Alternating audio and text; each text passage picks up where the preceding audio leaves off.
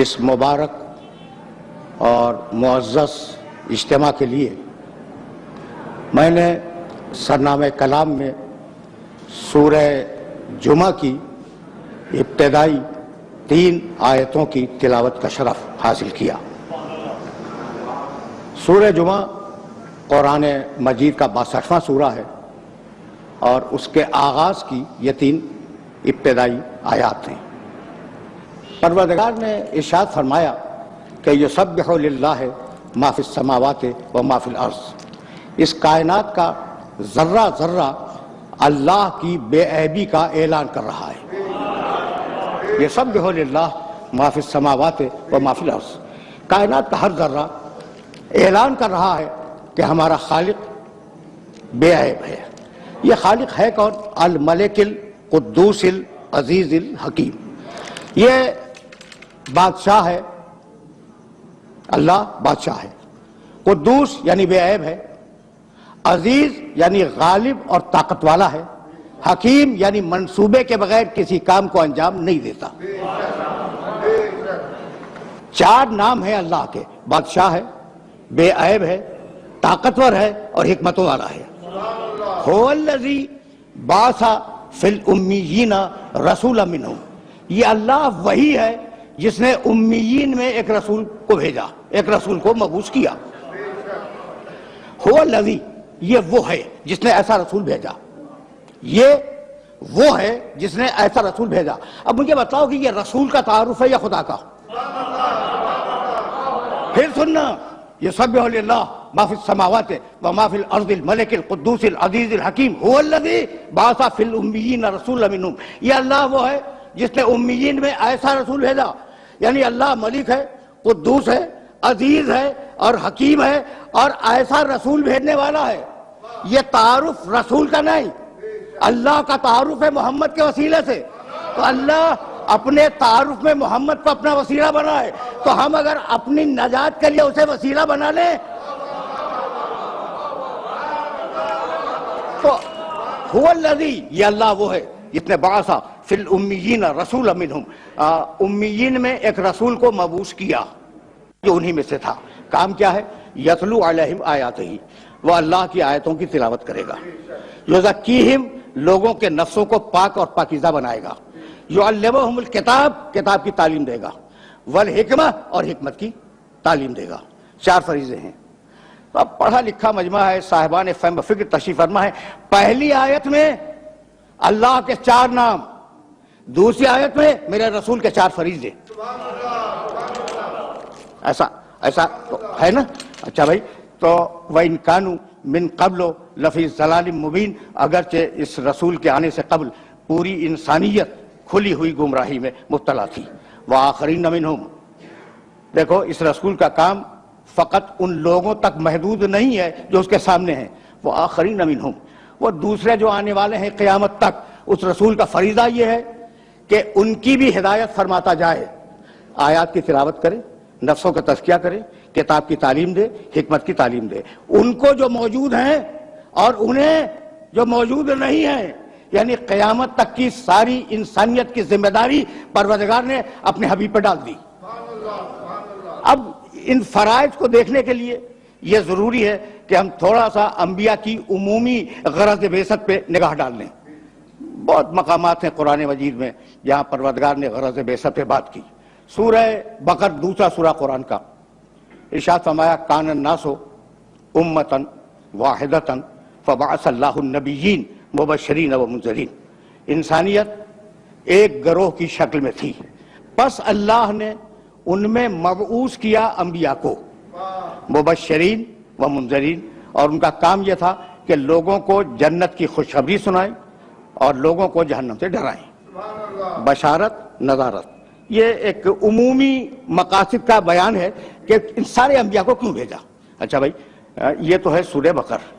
سورہ نحل 16واں سورہ قرآن کا، آواز دی وَلَقَدْ بَعَثْنَا فِي كُلِّ أُمَّةٍ رَسُولًا أَنِ اعْبُدُوا اللَّهَ وَاجْتَنِبُوا الطَّاغُوتَ فَمِنْهُم مَّنْ هَدَى اللَّهُ وَمِنْهُم مَّنْ حَقَّتْ عَلَيْهِ الضَّلَالَةُ فَسِيرُوا فِي الْأَرْضِ فَانظُرُوا كَيْفَ كَانَ عَاقِبَةُ الْمُكَذِّبِينَ، ہم نے ہر قوم میں، ہر قبیلے میں، ہر گروہ میں، ہر زمانے میں اور ہر زمین پر اپنی طرف سے رسول بھیجے۔ اور فقط دو کام تھے ان رسولوں کے، ان اعبدوا اللہ، لوگوں سے کہیں کہ اللہ کی عبادت کرو، واجتنبوا الطاغوت، اور لوگوں سے کہیں اپنے نفس کی سرکشی سے بچو، بشارت، نذارت، عبادت، اجتناب طاغوت، یہ چار فرائض ہیں سارے انبیاء کے۔ اور اب سورہ حدید 57واں سورہ قرآن کا، لقد ارسلنا رسلنا بالبینات وانزلنا معهم الکتاب والمیزان لیقوم الناس بالقسط، ہم نے اپنے رسولوں کو اس دنیا میں بھیجا بالبینات، دلیلیں دے کر بھیجا، اور ہم نے ان کے ساتھ ایک کتاب اتاری اور ایک ترازو اتاری۔ لقد ارسلنا رسلنا بالبینات وانزلنا معهم الکتاب والمیزان، کیوں بھیجا؟ لیقوم الناس بالقسط، تاکہ لوگ عدل پہ زندگی گزاریں۔ یہ ہیں عمومی مقاصد کہ ہم نے انبیاء کو کیوں بھیجا۔ اور اب میرے نبی کا تذکرہ سورہ اعراف میں کیا، 7واں سورہ ہے اور 157ویں آیت ہے۔ الذین یتبعون الرسول النبی الامی الذی یجدونہ مکتوبا عندہم فی التوراۃ والانجیل یامرہم بالمعروف وینہاہم عن المنکر ویحل لہم الطیبات ویحرم علیہم الخبائث ویضع عنہم اصرہم والاغلال التی کانت علیہم۔ میں نے طویل آیت ہے اور پوری آیت نہیں پڑھی، درمیان سے پڑھی۔ پیروی کرو الذین یتبعون الرسول النبی الامی، پیروی کرو، اور پیروی کرتے ہیں لوگ اس رسول کی، رسول جو پیغام لائے، اس نبی کی، نبی جو پیغام لے۔ ایک ہی شخص ہے، دو آدمی نہیں ہے کہ الگ ہو رسول اور الگ ہو نبی۔ جب لے رہا ہے نبی ہے، جب دے رہا ہے رسول ہے۔ ایک ہی، یعنی جہتیں بدلی ہوئی ہیں، شخصیت نہیں بدلتی۔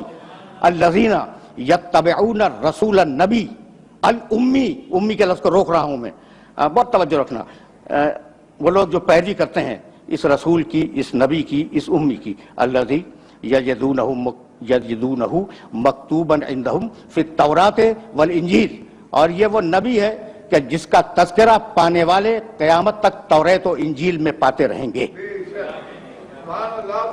تعارف کرایا نبی کا، اور اب اس کے بعد آواز دی کہ ہم نے اس نبی کو کیوں بھیجا، غرض بعثت۔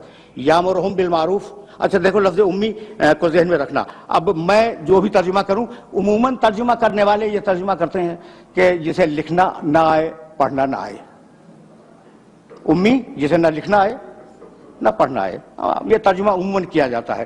اچھا بھائی مجھے تو نہیں معلوم کہ یہ ترجمہ کیسا ہے، اور اس پہ میں کوئی کمنٹ نہیں کرنا چاہتا، لیکن ایک بات میں کہنا چاہتا ہوں کہ پہلی وحی جب آئی ہے، بسم اللہ الرحمن الرحیم، اقرأ بسم ربک الذی خلق، اقرأ بسم ربک الذی خلق، خلق الانسان من علق، اقرأ وربک الاکرم الذی علم بالقلم علم الانسان ما لم یعلم۔ سرسری گرو گا حبیب پڑھو 2 مرتبہ، اور ہم نے انسان کو قلم سے لکھنا سکھایا، یعنی لکھنے کا بھی تذکرہ ہے، پڑھنے کا بھی تذکرہ ہے۔ یہ مرحلہ فکر عجیب ہے۔ تو اب امی پہ بات نہیں کروں گا، یہ رسول ہے، یہ نبی ہے، یہ امی ہے، رسول ہے، نبی ہے، امی ہے۔ اب دیکھنا کہ اس نبی کو ہم نے کیوں مبعوث کیا۔ یامرہم بالمعروف، ہم نے اسے اس لیے مبعوث کیا کہ وہ لوگوں کو اچھائیوں کو حکم دے، وَيَنْهَاهُمْ عَنِ الْمُنْكَرِ، اور لوگوں کو برائیوں سے روکے۔ توجہ رکھنا، یامرہم بالمعروف وَيَنْهَاهُمْ عَنِ الْمُنْكَرِ وَيُحِلُّ لَهُمُ الطَّيِّبَاتِ، پاکیزہ چیزوں کو انسانیت کے لیے حلال قرار دے، وَيُحَرِّمُ عَلَيْهِمُ الْخَبَائِثَ، اور خبیث چیزوں کو انسانیت پر حرام کر دے، وَيَضَعُ عَنْهُمْ إِصْرَهُمْ وَالْأَغْلَالَ الَّتِي كَانَتْ عَلَيْهِمْ، اور ہم نے اس نبی کو اس لیے بھیجا کہ تم نے جو اپنی بنیادیں بنائی ہوئی ہیں رسم و رواج کی، اور تمہارے جو رسم و رواج ہیں انہیں توڑ دے اور اللہ کے قانون کو نافذ کرے۔ میرا یہ محترم مجمع اس بات کو بخوبی جانتا ہے کہ حکم دیا اس آئے مبارکہ میں ہر اچھائی کا حکم دے، ہر برائی سے روکے، ہر خبیث کو حلال کرے، حرام کرے، ہر طیب کو حلال کرے، تمہارے انسانی قوانین کو توڑے، اللہ کے قانون کو رائج کرے۔ ہر اچھائی کو جانتا ہے جب تو حلال کرے گا، توجہ رکھنا، ہر برائی کو جانتا ہے جب تو حرام کرے گا، ہر خبیث کو جانتا ہے، ہر طیب کو جانتا ہے، بھائی ہر چیز جانتا ہے، پھر امی ہے۔ یہ ایک مرحلہ فکر ہے جس مرحلہ فکر پر میں نے روکا اپنے سننے والوں کو کہ وہ عمومی مقاصد تھے بعثت کے، اور اب یہ خصوصی مقصد میرے نبی کے لیے، آخری پیغام، آخری نبی، آخری کتاب، صحیح ہے نا؟ اچھا بھائی، تو یہ مقصد اگر ذہن میں محفوظ ہو گیا، میرا جی چاہتا ہے کہ پیغمبر کے چاہنے والوں کی خدمت میں آف دا ریکارڈ ایک جملہ کہتا ہوا نکل جاؤں، اور یہ آف دا ریکارڈ جملہ تم سے بہتر کون سمجھے گا؟ پھر سنو آیہ مبارکہ کو درمیان سے، یامرہم بالمعروف وینہاہم عن المنکر.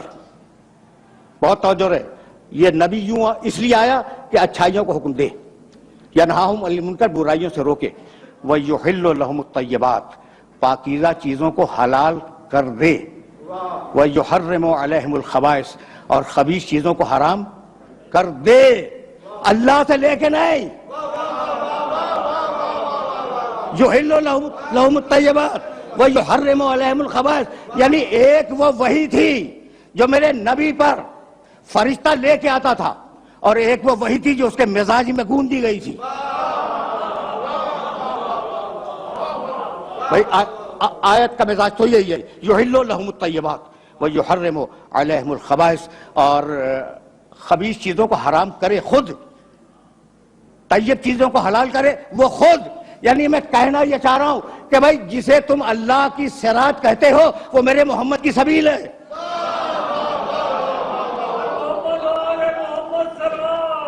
جسے تم صراط مستقیم کہتے ہو اور جسے سبیل الہی کہتے ہو، وہ واقعاً بنا ہوا کوئی راستہ نہیں ہے. میرا محمد قدم رکھتا جائے، راستہ بنتا جائے. یہ وہ باریک مرحلہ فکر تھا جہاں میں اپنے سننے والوں کو روکنا چاہ رہا تھا. اب واپس چلو اس آیہ مبارکہ کی طرف جس میں غرض بعثت کو پھر بیان کیا گیا. هو الذی بعث فی الامیین رسولا منہم، ہم نے اس نبی کو امیین میں مبعوث کیا. جعلہ کے معنی ہے بنانا، انی جاعل فی الارض خلیفہ، میں زمین پر خلیفہ بنانے والا ہوں. جاعل، جال کے معنی بنانا. بہت توجہ رہے. یا داؤد انا جعلناک خلیفۃ فی الارض، داؤد ہم نے تجھے اس زمین پر خلیفہ بنا دیا. تو جال کے معنی بنانا، باز کے معنی اٹھانا. یعنی نبی اس دنیا میں بنایا نہیں جاتا، نبی پہلے سے نبی ہوتا ہے، اسے بھیجا جاتا ہے. یہ جو 62واں سورہ ہے نا، سورہ جمعہ، اس سے پہلے سورہ 61واں سورہ صف، اس میں بھی پروردگار عالم نے ارشاد کیا، هو الذی ارسل رسولہ بالہدی ودین الحق، ہم نے بھیجا اس رسول کو، پہلے سے تھا رسول، اسے ہم نے دنیا میں بھیج دیا. اچھا بھائی، تو اب رسول آیا، رسول کے معنی پیغام لانے والا، سب کو معلوم ہے. اور اس کا ترجمہ اگر اردو میں ڈھونڈا جائے تو قاصد، اگرچہ قاصد بھی عربی لفظ ہے لیکن اردو میں جس معنی میں استعمال ہوتا ہے اسی معنی میں عربی میں لفظ رسول استعمال ہوتا ہے. اچھا بھائی اور آسان کر لو، ایلچی. تو اب یہ کون ہے؟ اللہ کا ایلچی ہے، اور یہ پیغام لانے والا لکھا ہوا سربمہر لفافہ لے کے نہیں آیا، یہ پیغام لایا ہے زبانی. ایسا ہے یا نہیں؟ اگر یہ سمجھ لو تو پھر میں آگے چلا جاؤں. اور یہ وہ مرحلہ فکر ہے جس مرحلہ فکر پر ذرا سی رسالت کھلے گی. سربمہر لفافہ نہیں لایا کہ آپ اسے کھول کے پڑھ رہے ہیں، وہ زبانی پیغام لایا ہے. اس نے زبانی میسج لیا، اپنے ذہن میں رکھا، زبانی آپ تک پہنچایا. تو ایلچی کے لیے پہلی بات یہ ضروری ہے کہ اس میں پیغام کو ریسیو کرنے کی اہلیت ہو.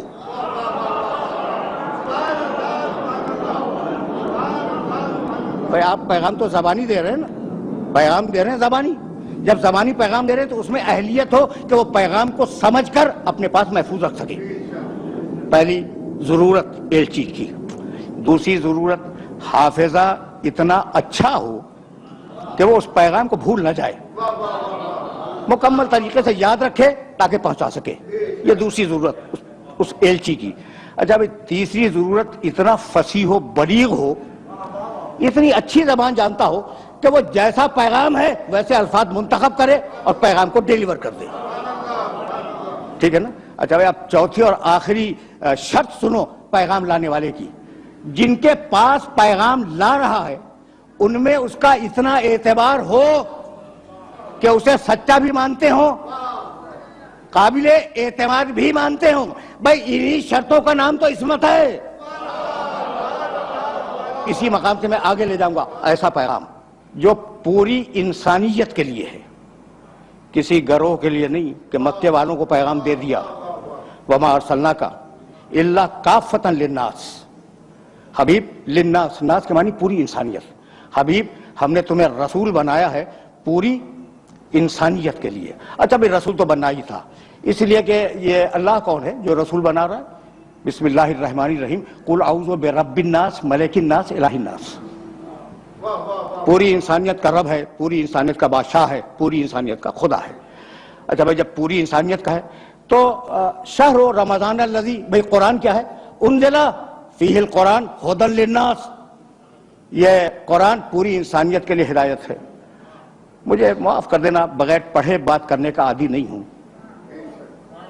میری نگاہوں میں جو کتابیں الہامی کہی جاتی ہیں، جن کے متعلق کلیم ہے کہ یہ الہامی کتابیں ہیں، ان کتابوں میں دیکھ لینا، اور اگر نہ دیکھ سکو تو میں دکھلاؤں گا کہ ہر کتاب نے اپنی امت کو اور اپنی قوم کو خطاب کیا ہے. اے بنی اسرائیل، اے بنی اسرائیل کی گمشدہ بھیڑو، اپنی قومیں مخاطب ہوئی. یہ اکیلی کتاب ہے قرآن جو پوری انسانیت کو مخاطب کرتی ہے. اچھا بھائی تو پوری انسانیت کا رسول ہے، کسی ایک قوم کا نہیں. جب پوری انسانیت کا رسول ہے اور پیغام یعنی قرآن پوری انسانیت کا پیغام ہے، تو اس انسانیت میں جاہل بھی ہیں، عالم بھی ہیں، کم عقل والے بھی ہیں، زیادہ عقل والے بھی ہیں، ہر قسم کے افراد موجود ہیں. تو پیغام میں اتنی وسعت ہونی چاہیے کہ بقدر ظرف ہر انسان سمجھ سکے. اور پیغام اتنا وزنی ہے، توجہ رکھنا، پیغام اتنا وزنی ہے کہ اگر پہاڑ پہ اتار دیا جائے تو پہاڑ کے پرچے اڑ جائیں. لو انزلنا ھذا القرآن علی جبل لرأیتہ خاشعا متصدعا من خشیۃ اللہ. سورہ حشر 59واں سورہ قرآن کا. اس قرآن میں اتنی طاقت ہے اور اس قرآن میں اتنا ویٹ ہے، اتنا وزن ہے کہ اگر پہاڑ پہ اتار دیں تو پہاڑ کے پرخچے اڑ جائیں. بھئی یہ مرحلہ فکر ہی عجیب ہے کہ قرآن اگر پہاڑ پہ آ جائے پہاڑ کے ٹکڑے اڑ جائیں. اور میرے محمد کے دل نے اس پورے قرآن کو اپنے دل پہ روک لیا کہ جس کا دل اتنا مضبوط ہو دماغ کتنا مضبوط ہوگا.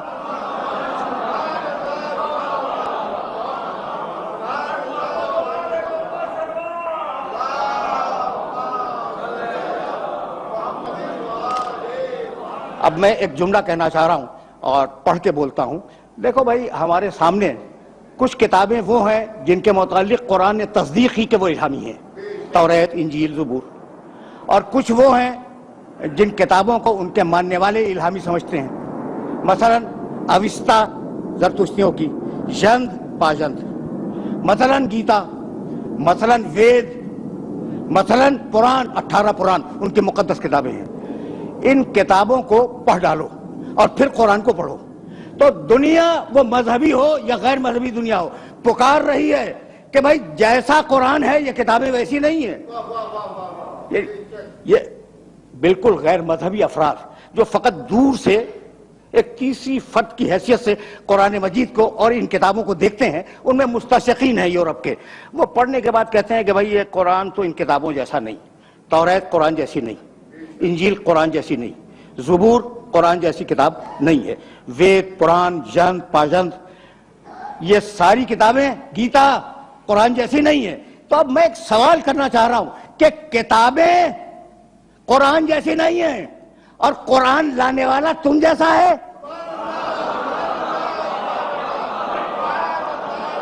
یہ فکر عمومی کا ایک سوال ہے. تو بھائی اب اس کے کردار کو پروردگار عالم نے دلیل بنا کر پیش کیا. یعنی عجیب، پیغمبر اکرم کے کردار مبارک کی جو حفاظت کی ہے قرآن نے، اس حفاظت کا جواب نہیں ہے. سورہ نساء قرآن مجید کا 4 سورہ 64 آیت، فلا وربک لا یؤمنون حتی یحکموک فیما شجر بینہم ثم لا یجدوا فی انفسہم حرجا مما قضیت ویسلموا تسلیما. فلا وربک، تیور دیکھو قرآن مجید کی اس آیت کے، عجیب تیور ہے. اللہ مخاطب ہے اپنے حبیب سے، فلا وربک لا یؤمنون، حبیب تیرے اللہ کی قسم، تیرے اللہ کی قسم، لا یؤمنون، یہ زبانی کلمہ پڑھنے والے مومن نہیں ہیں۔ فلا وربک لا یؤمنون، یہ اس وقت تک مومن نہیں ہوں گے حتی یحکموک فیما شجر بینہم، جب تک کہ اپنے آپس کے اختلافات میں تجھ سے فیصلہ نہ کروائیں۔ کیا مقام ختم نبوت ہے کہ صرف کلمہ پڑھ دینا کافی نہیں ہے۔ مسلمان اس وقت بنو گے، مومن اس وقت کہلاؤ گے جب اپنے آپس کے جھگڑوں میں رسول سے فیصلہ کرواؤ۔ اچھا بھئی تم نے فیصلہ کروا لیا، فیصلہ کروا لینا کافی نہیں ہے، ثم لا یجدوا فی انفسہم حرجا مما قضیت، خبردار فیصلہ کروانے کے بعد رسول کے حکم پر کسی قسم کا شبہ طاری نہ کرنا، کسی قسم کا شبہ تمہارے دل میں نہ آنے پائے کہ یہ رسول نے کیا کہہ دیا۔ وَيُسَلِّمُ تَسْلِيمًا، اور میرے محمد کے سامنے اپنے سر تسلیم کو خم کر دو۔ سمجھ نہیں آیا؟ اللہ کے آگے جھکنے کا نام ہے اسلام، محمد کے آگے جھکنے کا نام ہے تسلیم۔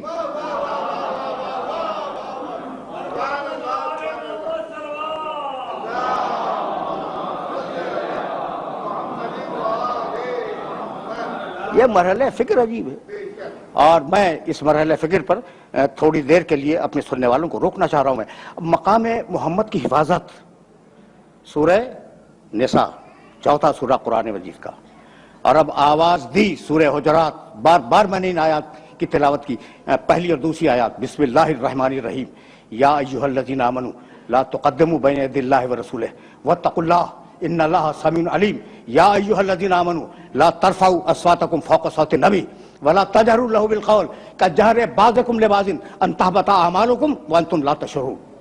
اے ایمان لانے والو، خدا اور رسول سے آگے بڑھنے کی کوشش نہ کرنا، یعنی حکم خدا اور رسول سے آگے نہ بڑھنا، جو کہہ دے اسے مان لو، ٹھیک۔ دوسری آیت، یا ایھا الذین آمنوا لا ترفعوا اصواتکم فوق صوت النبی، اے ایمان لانے والو اپنی آواز کو میرے نبی کی آواز پر بلند نہ کرنا۔ پروٹوکول ہے میرے نبی کا، یہ میرے نبی کا پروٹوکول ہے کہ اس کی آواز پر اپنی آواز کو بلند نہ کرنا۔ اس کے بعد کا ٹکڑا پڑھوں، وَلَا تَجْهَرُوا لَهُ بِالْقَوْلِ كَجَهْرِ بَعْضِكُمْ لِبَعْضٍ، خبردار میرے نبی کو اس طریقے سے نہ پکارنا جیسے تم اپنے دوستوں کو پکارتے ہو۔ سن لیا تم نے؟ سن لیا؟ لا تجہروا لہ بالقول کجہر بعضکم لبعض، خبردار میرے نبی کو ویسے نہ پکارنا جیسے تم اپنے دوستوں کو پکارتے ہو، یعنی اگر وہ تم جیسا ہوتا تو ہم اجازت دے دیتے۔ ان تحبط اعمالکم وانتم لا تشعرون، تمہاری پڑھی ہوئی نمازیں تمہارے منہ پہ پھینک دوں گا، تمہارے رکھے ہوئے روزے تمہارے منہ پہ پھینک دوں گا، تمہاری دی ہوئی زکوٰۃ اور تمہارے کیے ہوئے حج تمہارے منہ پہ مار دوں گا اگر میرے نبی سے آگے بڑھنے کی کوشش کی، اور اگر میرے نبی کی آواز پر اپنی آواز کو تم نے بلند کیا۔ اب پروٹوکول، میرے نبی کا پروٹوکول سمجھ میں آ رہا ہے نا؟ میں یہیں سے تو ذرا سا میں اپنے سننے والوں کو آگے لے جانا چاہ رہا ہوں۔ مشہور و معروف آیت سورہ احزاب کی، ان اللہ و ملائکتہ یصلون علی النبی، بہت مشہور آیت ہے، آیت درود، ان اللہ، 33واں سورہ، سورہ احزاب، و ملائکتہ یصلون علی النبی، اللہ اور اس کے فرشتے نبی پر درود بھیجتے ہیں۔ یا ایھا الذین آمنوا، اے ایمان لانے والو، صلو علیہ وسلموا تسلیما۔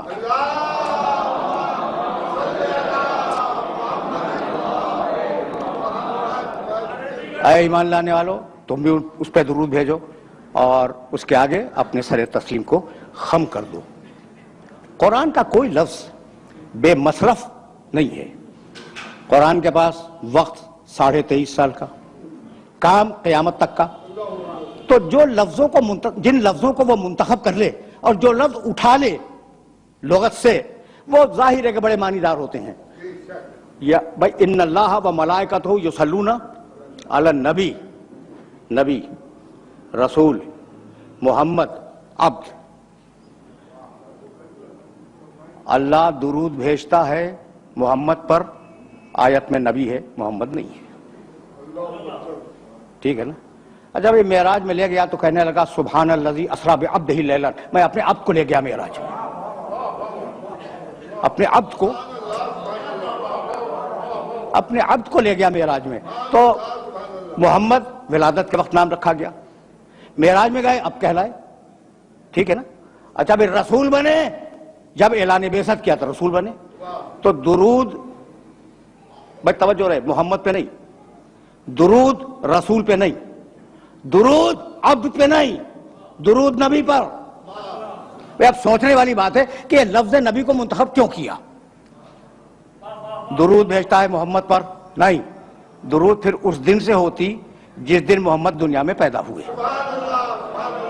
اللہ اور اس کے فرشتے درود بھیجتے ہیں رسول پر، اس دن سے درود ہوتی جس دن سے اعلان رسالت کیا، ٹھیک؟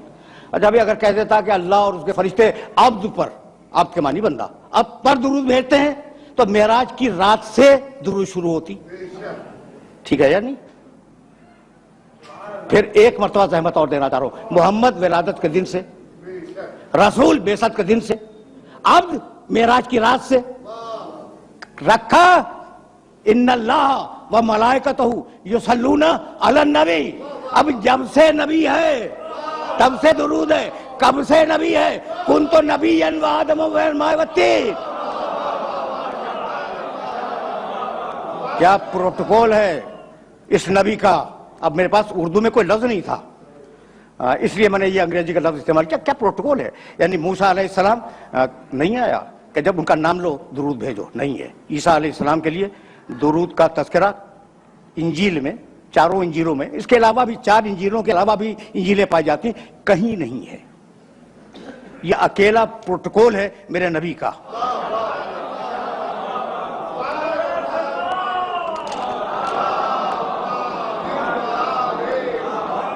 وذکر 19واں سورہ فی الکتاب مریم اذ انتبذت من اہلہا مکانا شرقیہ۔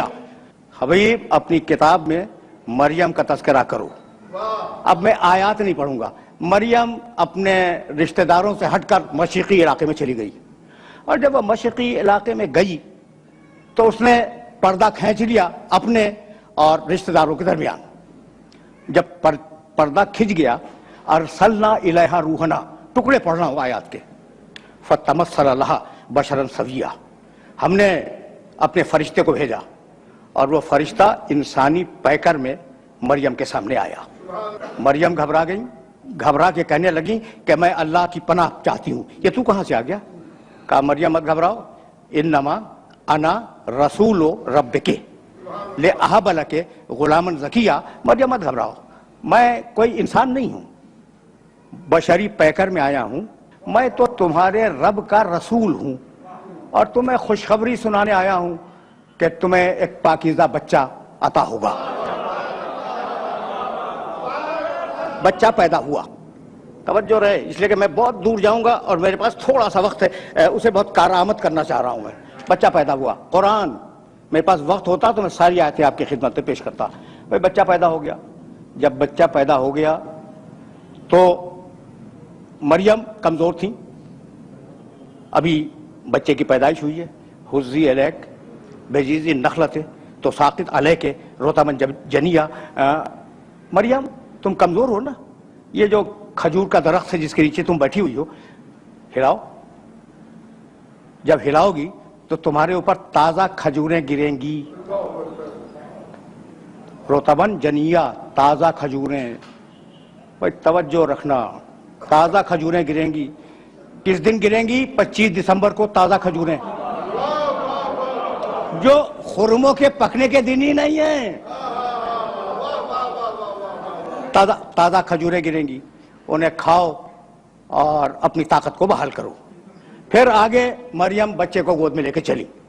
جب وہ شہر ناصرہ کے چوک پہ بچے کو گود میں لیے ہوئے آئیں تو پاکیزہ مریم، کنواری مریم، طاہرہ مریم، مطہرہ مریم، وہ بوڑھے یہودی جو وہاں بیٹھے ہوئے تھے، انہوں نے کنواری مریم کی گود میں بچہ دیکھا تو کہنے لگے یا اخت ہارون ما کان ابوک امرأ سوء وما کانت امک بغیہ۔ اے ہارون کی بہن تیری ماں بھی اچھی تھی تیرا باپ بھی اچھا تھا، تو بچہ کہاں سے لے آئی؟ تو یہ بچہ کہاں سے لے آئی؟ اب یہ جملہ ہے نہیں، یہ میں سمجھانے کے لیے کہہ رہا ہوں، تیری ماں بھی اچھی تھی تیرا باپ بھی اچھا تھا، یہ بچہ فاشارت الیہ، مریم نے اشارہ کیا گود کے بچے کی طرف۔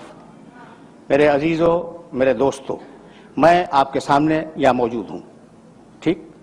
آپ نے مجھ سے کوئی سوال کیا اور میری گود میں بچہ ہے، فرض کر لیں تھوڑی دیر کے لیے میری گود میں 2 دن کا 2 ہفتے کا کوئی چھوٹا سا بچہ ہے، آپ نے مجھ سے سوال کیا کوئی علمی سوال، میں نے کہا اس بچے سے پوچھ لیں، تو اب 2 صورتیں، اپنی مثال دے رہا ہوں، 2 صورتیں، میں نے کہا بچے سے پوچھ لیں، ٹھیک ہے نا؟ تو یا تو میں پاگل ہوں اور یا پھر مجھے یقین ہے کہ بچہ بولے گا۔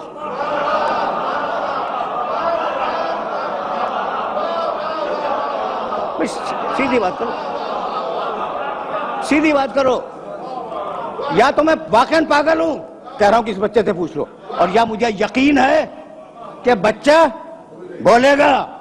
تو مریم کو یقین ہے کہ بچہ بولے گا، فاشارت الیہ، کہا اس سے پوچھو، قالوا کیف نکلم من کان فی المہد صبیا، کہنے لگے بوڑھے یہودی کہ یہ کیا بولے گا، گہوارے کا بچہ، گود کا بچہ، اسے ہم کیسے بات کریں؟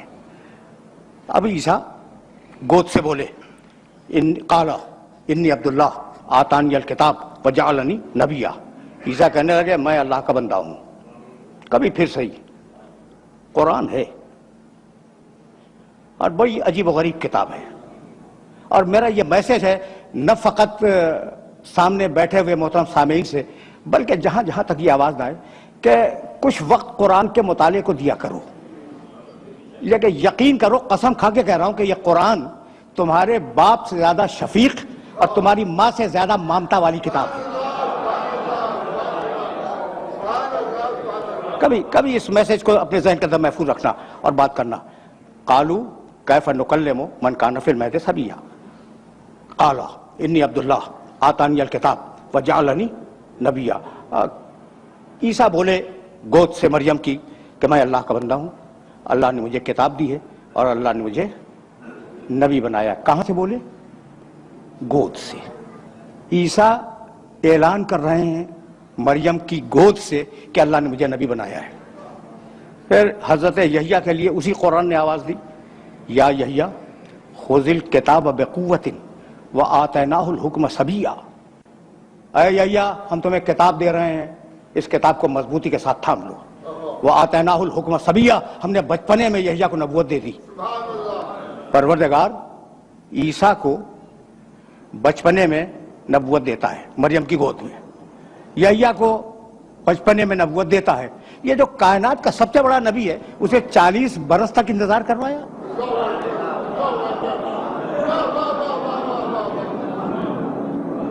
سوال ہے یا نہیں ہے بھائی؟ پیدائش کے وقت اناؤنسمنٹ ہو جاتا ہے یہ بچہ نبی ہے، ٹھیک ہے نا؟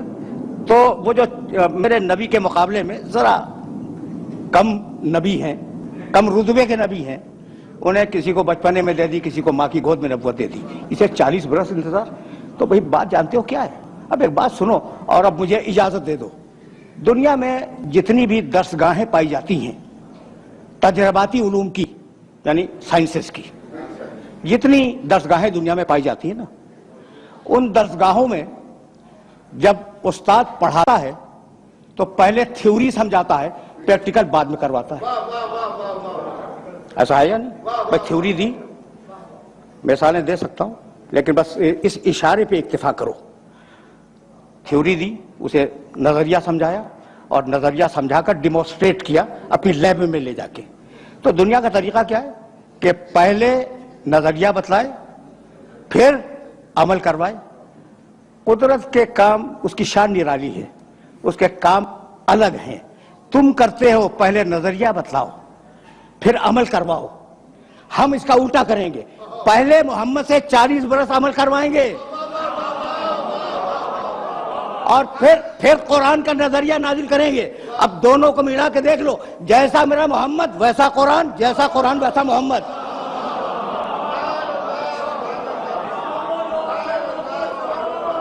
یعنی میں کہنا یہ چاہ رہا ہوں کہ یہ 2 الگ الگ چیزیں نہیں ہیں، لفظ ہیں سمجھانے کے لیے 2 الگ الگ، قرآن اور محمد۔ یہ دو الگ الگ لفظ ہیں، مفہوم ایک ہی ہے. بھائی پہلے میں نے اس شخص کو بھیجا اور 40 برس اس کا کردار دیکھو، اور پھر اب قرآن بھیجوں گا اور دونوں کو ملا کے دیکھ لینا. تو مطلب تو یہی ہوا کہ یہ دونوں علم الہی کا پرتو ہیں. جب علم الہی لفظوں میں ڈھلا قرآن کہلایا، اور جب نور کے پیکر میں ڈھلا محمد کہلایا. تو اگر قرآن بے عیب ہے تو میرا نبی بے عیب ہے. دیکھو بھائی، میں نے تو کہہ دیا میرا نبی ہے تو میں دعویٰ کروں گا کہ بے عیب ہے. ٹھیک ہے نا؟ کوئی ثبوت ہے؟ اگر ثبوت فلسفے منطق سے دینا شروع کروں تو بوجھل ہو جائے گا. بس ایک جملہ سنو. یہ جو عرب تھے نا، ان عربوں کے سامنے قرآن نے بتوں کی برائیاں اور ان کے نقائص بیان کیے. بھئی کیا ہیں یہ تمہارے بت؟ لولے، لنگڑے، اندھے، بہرے، کسی کے کام کے نہیں آ سکتے. تم اسے مدد کیا مانگ رہے ہو؟ یہ تو اپنے چہرے کی گرد بھی صاف نہیں کر سکتے. اچھا، اسی کی تشریح میرے نبی نے کی. بہت توجہ رہے. اور کہنے لگے میرا خدا بے عیب.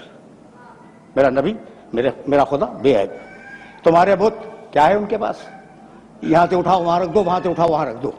میرا خدا ان اللہ علی کل شیء قدیر، ہر شے پہ قادر ہے. یہ جاہل بھائی تو نہ دیکھ سکے، نہ سن سکے، نہ بول سکے تمہارے بت. میرا خدا عالم بھی ہے، کلام بھی پیدا کرتا ہے، قادر بھی ہے، ہر شے جس شے میں چاہے کلام پیدا کر دے. تو بتوں کی برائیاں کی قرآن نے، برائیوں سے مراد ان میں جو نقائص تھے وہ بیان کیے. ٹھیک، اور خدا کی تعریف کی. وہ عرب جو اس زمانے کا تھا وہ اپنی آن پہ مر جانے والا عرب تھا. ایک اونٹنی کا تھن کسی کے تیر نے چھید دیا، 40 برس لڑائی ہوتی رہی آن کے اوپر. تو کتنی آن والے عرب تھے اس معاشرے میں. قرآن کہہ رہا ہے، میرا نبی کہہ رہا ہے کہ تمہارے خدا ایسے، تمہارے خدا ایسے، تمہارے خدا ایسے. کہہ رہا ہے یا نہیں؟ قرآن اٹھا کے دیکھنا، میرے نبی کے بیانات جو بتوں کے سلسلے میں وہ اٹھا کے دیکھ لینا. اور میرا خدا بے عیب. بہت توجہ رہے، اس لیے کہ یہ وہ مرحلہ فکر ہے کہ اگر یہ بات واضح ہو گئی تو میری محنت آج کی سوارت ہے. اچھا بھائی، تو ناک پہ مر جانے والا عرب، گھمنڈی عرب کہتا نا کہ مسلمانوں کے رسول 100 عیب تم نے ہمارے خداؤں میں نکالے، لاؤ اپنے خدا کو. یہ میسج پہنچا؟ نہیں بھائی نہیں. بس یہی تو روکنا چاہ رہا ہوں میں، اور یہیں یہ گفتگو اپنے آخری مرحلوں سے ہمکنار ہو جائے گی.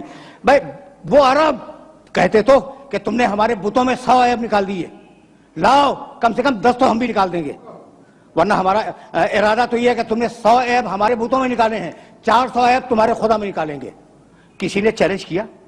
پڑھ کے بولتا ہوں خدا کی قسم کسی عرب کا چیلنج موجود نہیں ہے کہ اپنے خدا کو لاؤ تو ہم اس میں عیب نکالیں گے. بھائی بتلانا یہ تھا کہ اتنا بے عیب رسول بھیجا ہے کہ پہلے اس میں عیب تلاش کرو، مجھ تک بعد میں آؤ گے.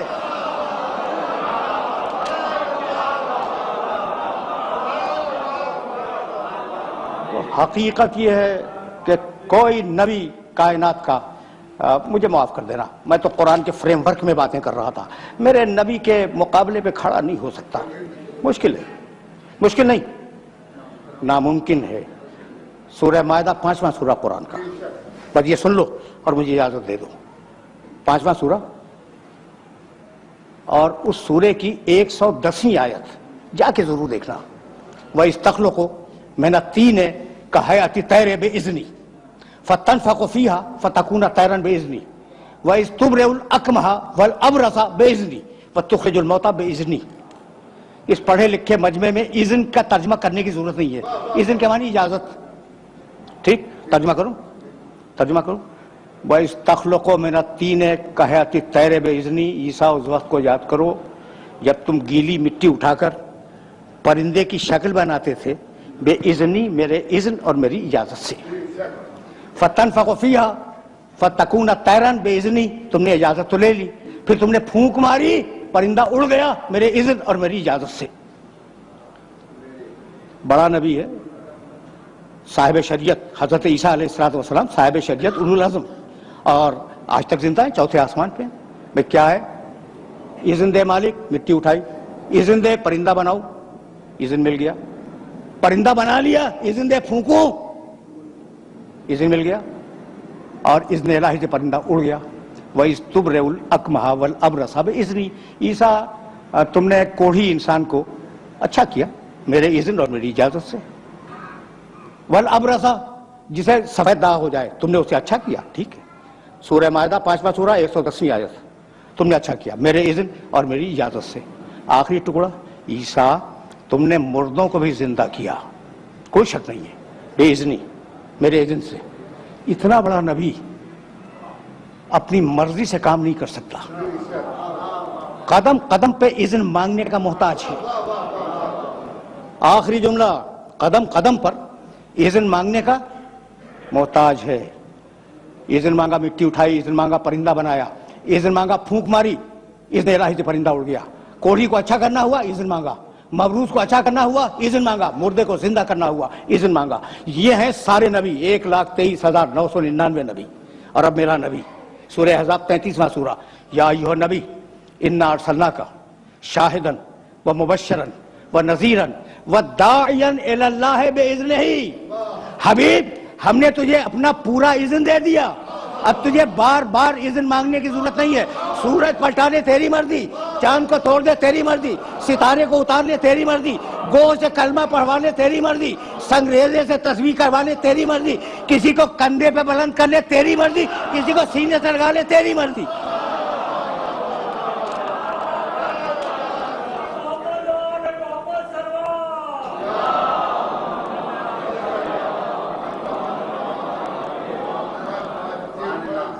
وآخر دعوانا ان الحمد للہ رب العالمین. پروردگارہ اس عبادت کو قبول فرما, پروردگارہ ہمیں کامل ایمان فرما, پروردگارہ ملک کو مستحکم فرما اور ملت اسلامیہ کو متحد فرما.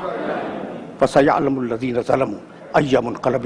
برحمتك يا أرحم الراحمين وصلى الله على محمد وآله